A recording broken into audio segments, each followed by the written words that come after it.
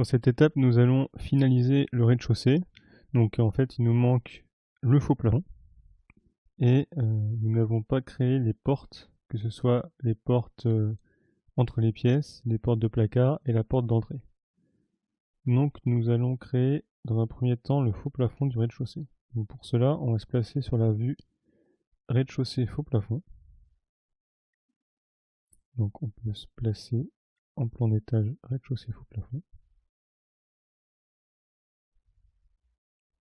Voilà. Et dans l'onglet architecture, on peut sélectionner un plafond, puis choisir le type plafond BA13 et sélectionner esquisse de plafond. Donc dans l'onglet plafond. On peut alors dessiner en fait la limite du faux plafond du rez-de-chaussée et puis une fois que la limite est dessinée, on la valide en cliquant sur la coche verte. Donc il faut faire attention à bien laisser l'ouverture ici pour l'escalier et à bien recouvrir les toilettes et les placards. Donc je commence le dessin ici. Donc je recouvre toilettes et placards. Puis voilà.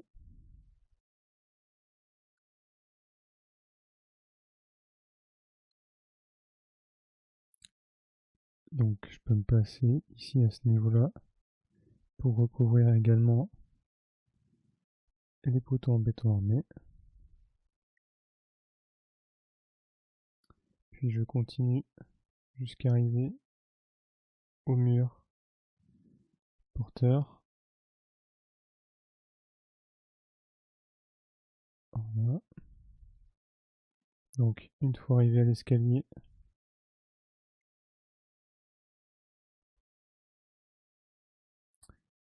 je viens en limite ici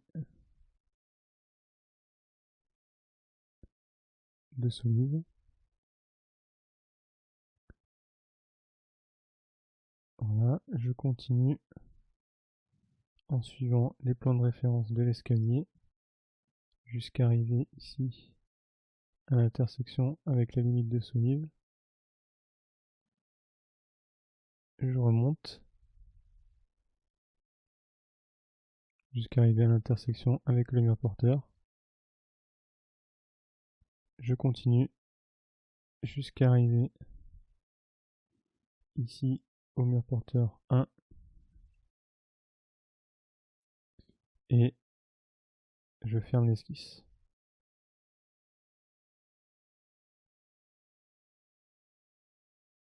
Donc on avait rez-de-chaussée faux plafond. Le décalage par rapport au niveau, il est de 0. Et je valide mon esquisse. Donc là, je peux contrôler mon travail en 3D dans un premier temps. Donc je vois que j'ai créé ici mon faux plafond. Donc ce que je peux faire, c'est regarder mon travail dans une vue en coupe.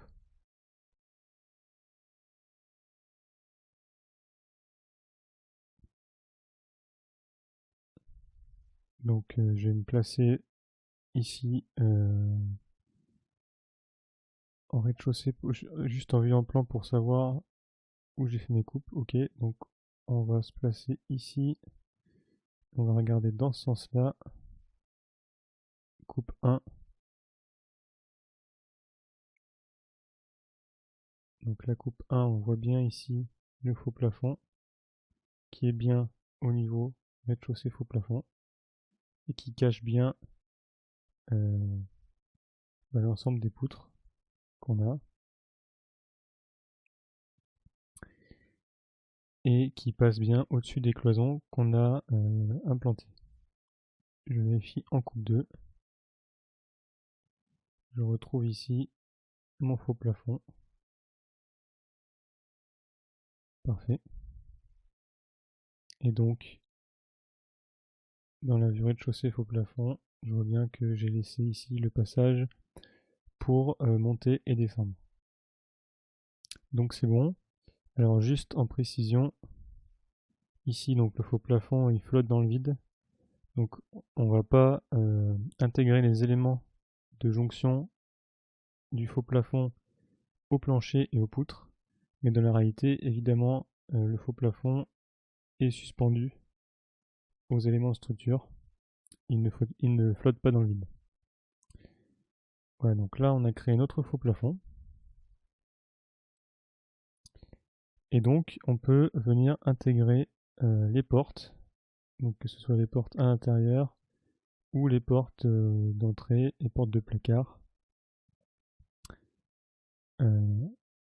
au niveau du rez-de-chaussée. Donc je me place ici dans le plan d'étage rez-de-chaussée.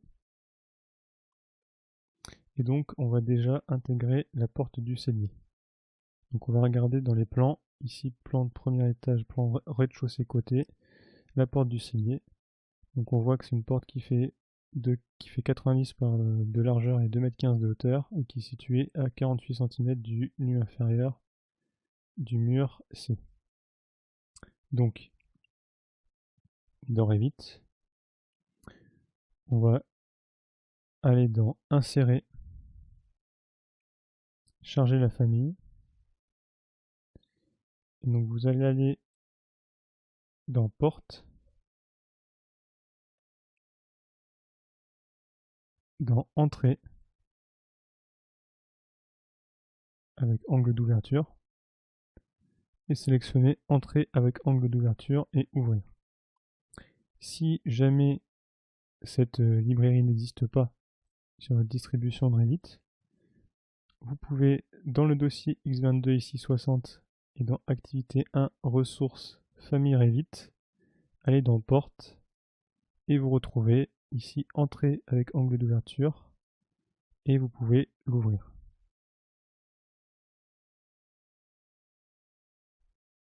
Donc on a chargé la famille Porte, Entrée avec angle d'ouverture dans Revit.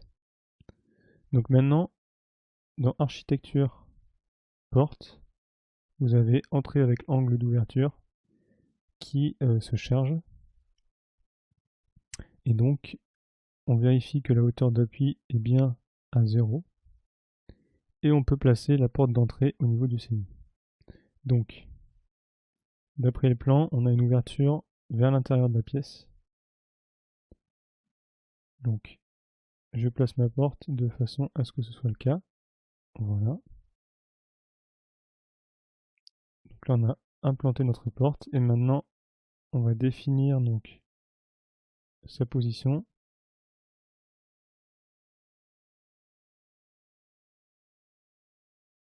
Alors, est-ce que je vais y arriver? Voilà. Et donc, on a dit que cette porte était à 48 cm du fini du mur C. Ah oui, là j'ai écrit 48, donc 48 mètres. Voilà, donc on a dit 48 cm. Voilà. Donc là la porte est bien implantée. Je peux vérifier en 3D pour être sûr. Voilà, donc je retrouve ici ma porte.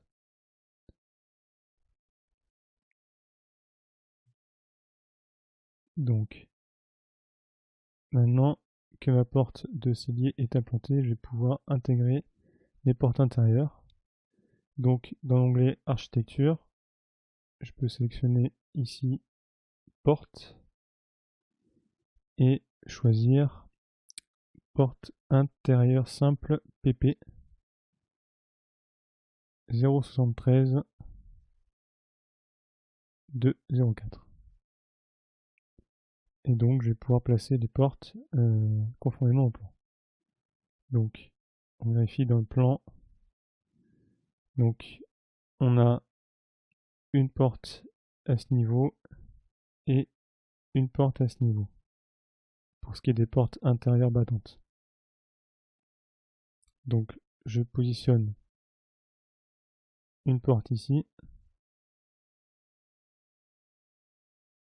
et une porte ici. Je vérifie les sens d'ouverture. Donc là, on est bon pour les toilettes et on n'est pas bon pour le cellier. Donc, je clique sur la flèche ici pour inverser le sens d'ouverture, droite-gauche, voilà. Et ensuite, donc dans le plan, on n'a pas d'indication sur la position des portes. Donc je vais les positionner de façon à ce que ce soit praticable.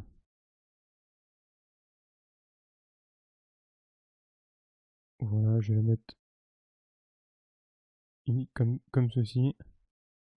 Et puis celle-là, je vais la mettre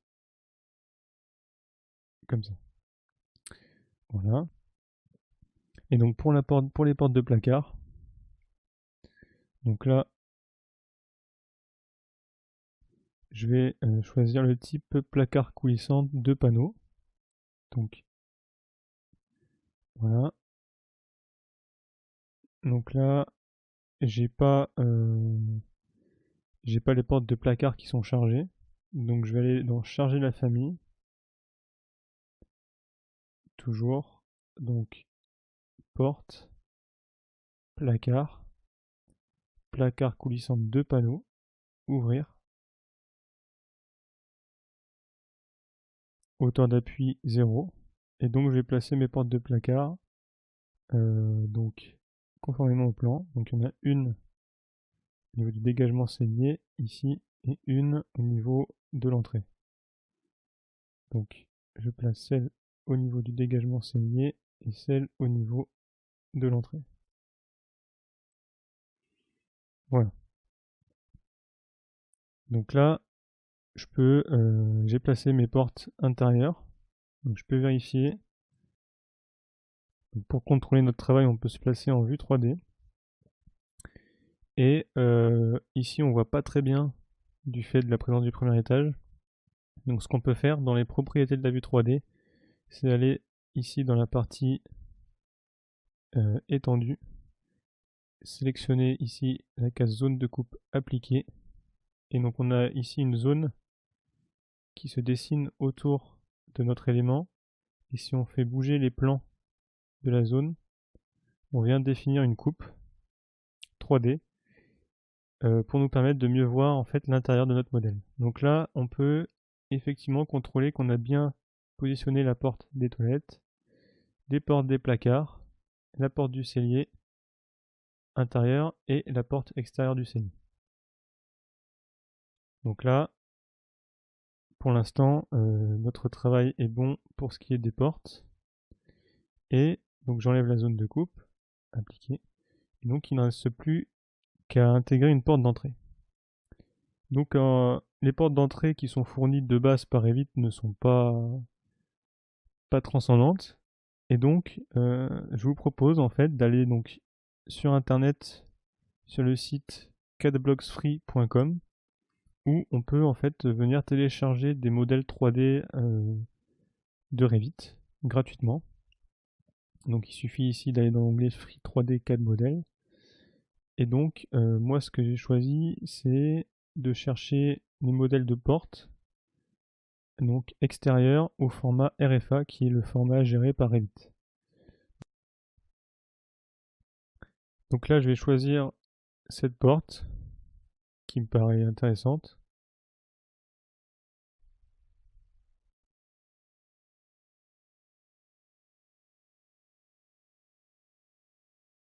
Donc j'ai enregistré le fichier. Voilà. Donc là, je vais renommer le fichier puisqu'il n'a pas de terminaison, je vais l'appeler RFA, comme pour les familles Revit.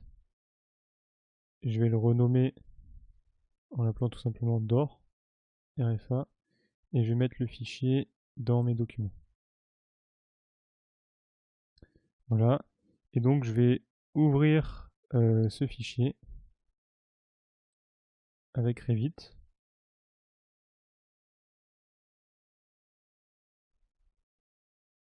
Donc là on a la porte. Et donc je vais charger cette famille dans le projet. et je vais pouvoir venir positionner ma porte d'entrée ici au niveau de l'entrée de la maison. Donc si on regarde le plan, ici on a une porte d'entrée battante vers l'intérieur.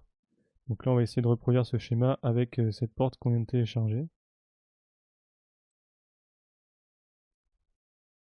Voilà, donc là a priori c'est plutôt une porte coulissante. Et donc on peut regarder ça en 3D pour voir ce que ça donne. Et donc là, en fait, on a une porte coulissante en verre. Voilà, donc c'est un exemple. Vous pouvez choisir un autre type de porte, celui qui vous convient. Donc là, on a fini, le, comment dire, le rez-de-chaussée. Et donc, on va pouvoir maintenant s'atteler à créer toute la partie haute de la villa avec le chaînage et la toiture. Donc vous pouvez d'ores et déjà sauvegarder votre projet et vous pouvez passer à l'étape suivante.